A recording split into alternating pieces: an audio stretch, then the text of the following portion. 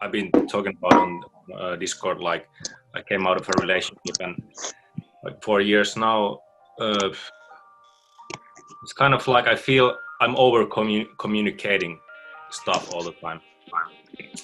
And now when I'm like meeting women, I really feel like telling everything beforehand. Like, I'm not really looking for like long-term relationships and stuff like this, and actually I'm really heavily into non-monogamy. So I was thinking about like coming from the fear. So if I lose the fear, then why would I communicate this? You're not communicating things because they make you afraid. That's not what I'm saying. You're communicating things that might turn the woman off because they're things that might turn her off. You want to get that out of the way up front. If you're not afraid to say it, great, fantastic. You don't have to confront a fear. If you are afraid to say it, tough titties, you got to say it anyway, right?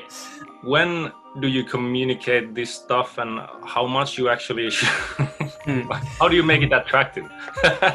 Okay, there you go. That's the question. So when it comes to non-monogamy, that's a conversation I've had a lot. And people who are trying to pretend to be non-monogamous just so they can have casual sex with less drama don't use the word enriching. They don't say, I have experience with non-monogamy and I found it to be incredibly enriching to my life, and here's why, right? If you got to be able to sell, man. You got to be able to sell the weird thing that you do, because men are in a really good, weird as in the face of mainstream society, men are in a much better position for non-monogamy than women. And that might surprise you, but it's very, very true.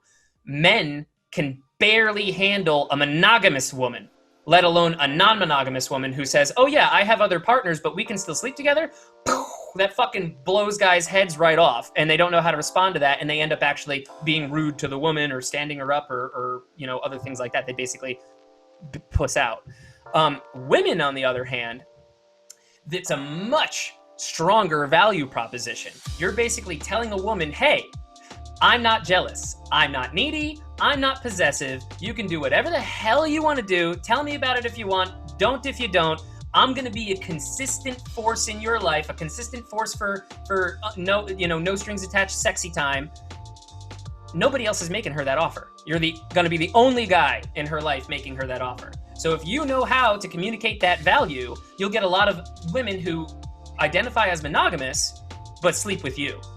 And they also never expect you to fall in love with them.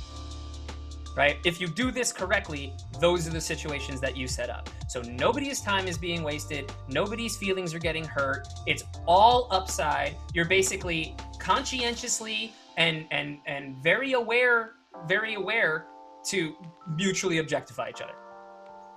Ain't nothing wrong with that. If you've agreed about, hey, I'm objectify you, you objectify me. Let's be friendly in the in-between times. I'll take you out for ice cream sometimes. There you go. Right?